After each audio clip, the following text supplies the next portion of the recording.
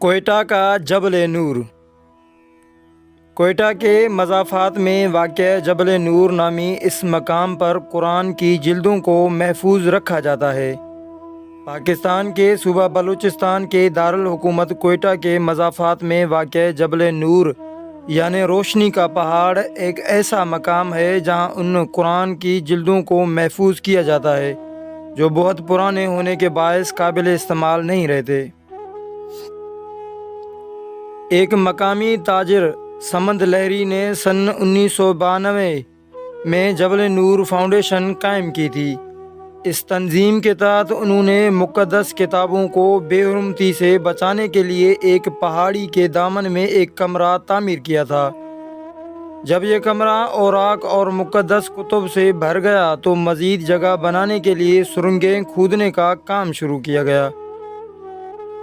آج ان سرنگوں کی لمبائی تقریباً 3-5 کلومیٹر ہے اور یہاں پاکستان بھر سے پہنچائی گئی 25 لاکھ قرآن کی جلدیں ذخیرہ ہیں۔